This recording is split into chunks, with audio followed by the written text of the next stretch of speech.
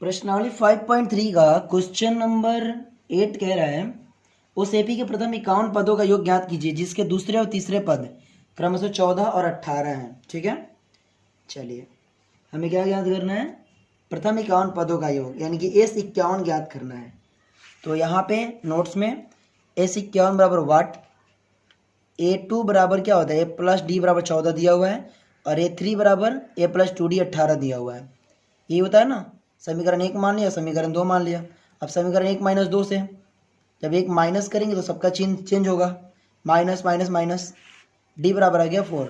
अब डी का मान समीकरण 1 में रखेंगे तो ए प्लस डी बराबर 14 दिया है, तो ए प्लस 4 बराबर 14, ए का मान 10। अब हमें ए 51 ज्ञात करना है, सबका मान रखा, ए 51 आ गया 5610। ठीक है, ये आपका हो गया आंसर। क्वेश्चन नंबर 9 देखें। क्वेश्चन नंबर 9 कह रहा है यदि किसी एपी के प्रथम 7 पदों का योग 49 है और प्रथम 17 पदों का योग 289 है तो इसके प्रथम n पदों का योग ज्ञात करना करिए, यानी कि एस एन हमें क्या चाहिए। ठीक है, S7 बराबर 49, SN बराबर वाट और S17 बराबर 289। SN बराबर n/2 into 2 plus n minus 1 into D, सबका मान रखेंगे। ठीक है, S7 के लिए पहले निकाल रहे हैं हम तो आपका यहाँ पे जब इसको सॉल्व करते जाएंगे तो यहाँ पे देखिए a प्लस 3d बराबर 7 ये आएगा। और अब S17 के लिए निकालेंगे, S17 के लिए n की जगह पे 17 दिया हुआ है तो इसके लिए निकालेंगे तो ये आ जाएगा a प्लस 8d बराबर 17। इस समीकरण 2 मान लिया, समीकरण 1 माइनस 2 से माइनस करेंगे सबका चिन्ह चेंज होगा तो d आ जाएगा आपका 2। ठीक है, और अब हमें SN निकालना है, तो SN निकालना है तो इस नोट्स में है, देखते हैं। SN बराबर n/2 into 2 plus n minus 1 into D, formula रखा, सबका मान रखा तो यहाँ पे SN आ गया, SN बराबर n² और यही इसका आंसर होगा। ठीक है, चलिए क्वेश्चन नंबर 10 देखते हैं। क्वेश्चन नंबर 10 कह रहा है दर्शाइए कि A1 A2 dash dash dash AN से एक AP बनती है यदि AN नीचे दिए अनुसार परिभाषित है। क्वेश्चन 1 है और क्वेश्चन 2 है। मतलब क्वेश्चन ये कह रहा है कि AN की जगह पे ये जो A1 A2 दिया हुआ है तो ये AN की जगह पे 1 रखिए, फिर 2 रखिए, फिर 3 रखिए और जांच कीजिए कि क्या ये AP बन रहा है कि नहीं बन रहा है। ठीक, यही काम यहाँ भी करना है। ठीक है, तो आइए नोट्स से डायरेक्ट समझते हैं। AN बराबर 3 प्लस 4n दिया हुआ है, AN की जगह पे 1 रखा तो यहाँ भी n की जगह पे 1 रखा, 7 आया। A की जगह पे 2 रखा तो यहाँ पे n की जगह पे 2 रखा, 11 आया। 3 रखा तो 15 आया, 4 रखा तो 17 आया। तो जो सूची प्राप्त होती है 7, 11, 15, 17। अब जांच करना है कि ये AP है कि नहीं। AP के लिए क्या करेंगे, A2 माइनस A1 किया तो 4 आया, A3 माइनस A2 करेंगे तो 4 आएगा। तो प्रत्येक स्थिति में D बराबर है, इसलिए ये क्या है, एक AP है। ठीक है, ये क्वेश्चन नंबर 1 हो गया। और कह रहा है साथ में 15 पदों का योग भी ज्ञात कीजिए। देखिए ऐसे नीचे लिखा हुआ है, यहाँ पे ये लिखा हुआ है। ठीक है, तो 15 पदों का योग भी ज्ञात करना है तो इस 15 के लिए क्या होगा, n/2 into 2 plus n minus 1 D. 15 पूछ रहा तो 15 n की जगह पे रखा, सॉल्व किया तो आ गया 525। क्वेश्चन 2 है n बराबर 9 माइनस 5n, n की जगह पे 1 रखा तो ये आ गया 4 जो कि a है। A2 की जगह पे a की जगह n की जगह पे 2 रखा तो ये आ गया -1, n की जगह पे 3 रखा तो -6। AP क्या बन रहा है, 4 -1 -6। तो A2 माइनस A1, ये A2 माइनस A1 किया तो आ गया -5। A3 माइनस A2 किया, A3 माइनस A2 किया तो ये आ गया -5। सबको सॉल्व किया तो अब इस 15 में ज्ञात करना है तो इस 15 के सबका मान रखा तो ये आ गया -465। इस प्रकार क्वेश्चन नंबर 10 भी आपका कंप्लीट हुआ। क्वेश्चन नंबर 11 से हम लोग देखते हैं। ठीक है, चलिए क्वेश्चन नंबर 11 कह रहा है कि यदि किसी AP के प्रथम n पदों का योग 4n माइनस n² है तो इसका प्रथम पद अर्थात S1 क्या है। प्रथम 2 पदों का योग क्या है, दूसरा पद क्या है, इसी प्रकार तीसरे, 10वें और nवें पद ज्ञात कीजिए। ठीक है, चलिए ज्ञात करते हैं।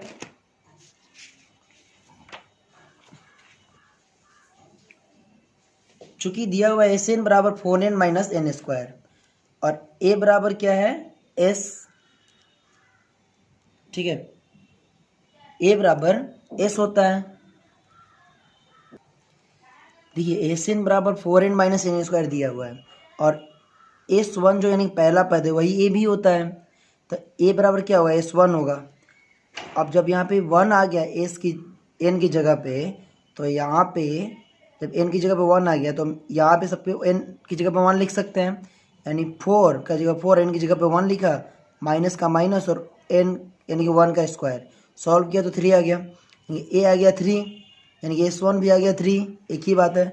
प्रथम दो पदों का योग यानी S2, एन की जगह पर 2 रखा तो ये 4 आ गया, तो A2 क्या हो गया S2 माइनस S1, ये आ गया 4 माइनस 3 यानी कि 1।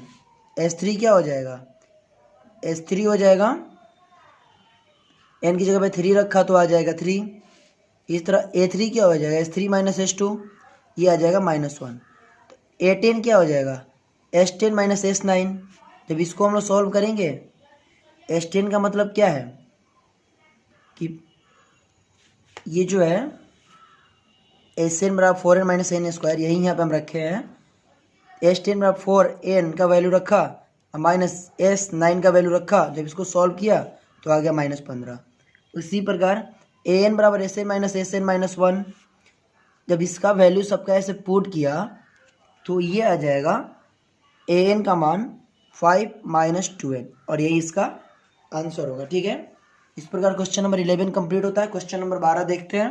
ठीक है, अगर नहीं समझ में आ रहा तो आप लोग चाहो तो नोट्स ले सकते हो, नोट्स आपको ये भेज दिया जाएगा। ठीक है, चलिए क्वेश्चन नंबर 12 देखते हैं। देखिए क्वेश्चन नंबर 12 कह रहा है, प्रश्नावली 5.3 का क्वेश्चन नंबर 12 कह रहा है कि ऐसे प्रथम 4 घन पूर्णांकों का योग ज्ञात कीजिए, 40 घन पूर्णांकों का योग ज्ञात कीजिए जो 6 से विभाज्य है। तो 6 से विभाज्य घन पूर्णांक कौन होंगे, 6 होगा, 12 होगा, 18 होगा, 24 होगा और 40 पदों तक।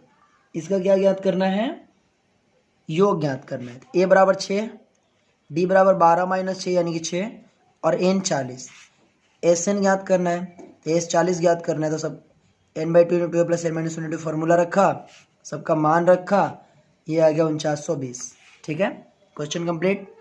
क्वेश्चन नंबर 13 देखिए, क्वेश्चन नंबर 13 कह रहा है 8 के प्रथम 15 गुणज का योग ज्ञात कीजिए। यानी 8 के 15 जो प्रथम गुणज हैं उनका योग ज्ञात करना है। गुणज कैसे होंगे 8 के, 8 16 24 ऐसे ऐसे 15 पद तक होंगे। ए बराबर हो गया 8, डी बराबर हो गया 8, 16 माइनस 8 गया 8 ही बचेगा, एन 15 हो गया, एस 15 ज्ञात करना है। एस 15 बराबर एस एन का फॉर्मूला लगाया तो एस 15 आ गया 960, और ये आपका आंसर होगा। ठीक है, तो क्वेश्चन नंबर 13 कंप्लीट। चलिए क्वेश्चन नंबर 14 देखते हैं। क्वेश्चन नंबर 14 कह रहा है 0 और 50 के बीच की विषम संख्याओं का योग ज्ञात कीजिए। 0 और 50 के बीच कौन कौन सी विषम संख्याएं होंगी, 1 होगी, 3 होगी, 5 होगी, 7 होगी, 9 होगी, 11 होगी, लास्ट में 49 होगी। 50 तो होगा नहीं क्योंकि 50 सम संख्या है।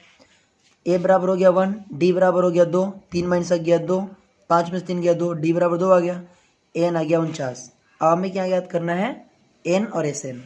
एन ज्ञात करने के लिए एन का फॉर्मूला लगाया तो क्या आ जाएगा, एन आ जाएगा, एन आ गया 25। ठीक है, अब एस 25 हमें ज्ञात करना है। एस 25 में n/2 इंटू प्लस एल ये लगाया तो एस 25 आ गया 625। ठीक है, क्वेश्चन नंबर 14 भी कंप्लीट। चलिए क्वेश्चन नंबर 15 भी देखने लगे हैं। क्वेश्चन नंबर जो 15 कह रहा है कि एक निर्माण कार्य संबंधित किसी ठेके में एक निश्चित तिथि के बाद कार्य को विलंब से पूरा करने के लिए जुर्माने लगाने का प्रावधान है। इस प्रकार है, पहले दिन 200, दूसरे दिन 250, तीसरे दिन 300 इत्यादि। अर्थात प्रत्येक उत्तरोत्तर दिन का जुर्माना अपने से ठीक पहले दिन से 50 रुपये अधिक है।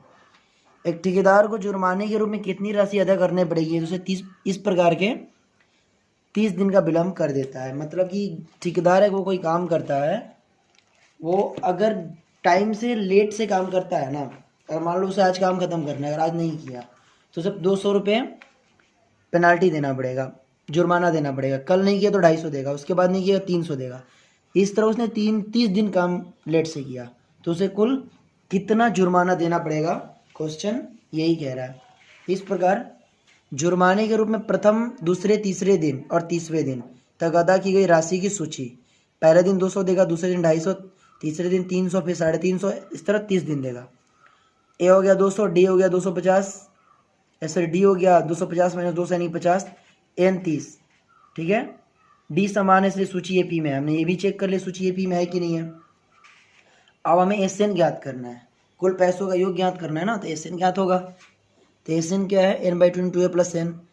एन दिया हुआ है 30 दिन का, तो जब सबका वैल्यू रखेंगे यहाँ पे तो हम आ गया 27,750 रुपये, यानी उसे 27,750 रुपये देने पड़ेंगे 30 दिन अगर उसने लेट से काम किया है तो, ठीक है।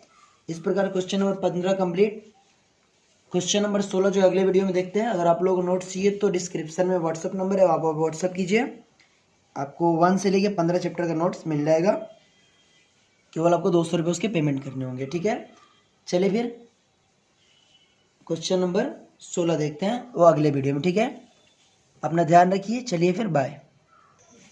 चलिए प्रश्नावली 5.3 का क्वेश्चन नंबर 16 देखते हैं। कह रहा है किसी स्कूल के विद्यार्थियों को उसको समग्र शैक्षिक प्रदर्शन के लिए 7 नगद पुरस्कार देने के लिए 700 रुपये की राशि रखी गई है। यदि प्रत्येक पुरस्कार अपने से ठीक पहले पुरस्कार से 20 रुपये कम है तो प्रत्येक पुरस्कार का मान ज्ञात कीजिए।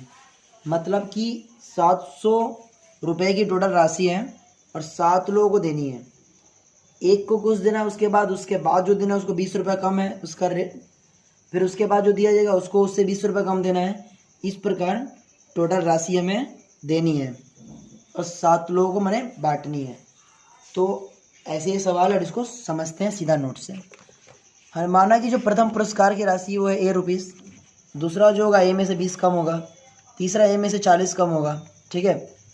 तो ये बनेगा सीरीज A1 बराबर A1 होगा, फिर A2 होगा A-20, तीसरा राशि A-40, चौथा ये 60, ऐसे 7 पुरस्कार है तो 7 पद तक जाएगा। तो ये सूची एपी में है जिसका प्रथम पद ए है और डी सार अंतर जो है -20 है, क्योंकि सब एक दूसरे से 20 रुपये कम है। एन है 7 यानी 7 ही पद है, 7 ही लोगों को देना है, तो हमें एस एन ज्ञात करना है, ठीक है। जब एस एन ज्ञात करें तो फॉर्मूला लगाएंगे।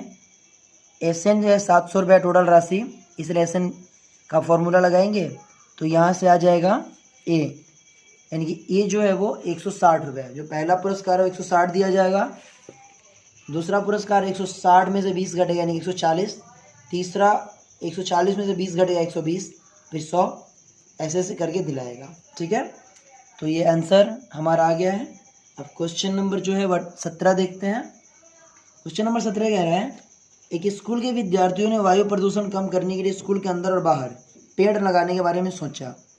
यह निर्णय लिया कि प्रत्येक कक्षा का प्रत्येक अनुभाग अपनी कक्षा की संख्या के बराबर पेड़ लगाएगा। उदाहरणार्थ कक्षा 1 का एक अनुभाग 1 पेड़ लगाएगा, ठीक है।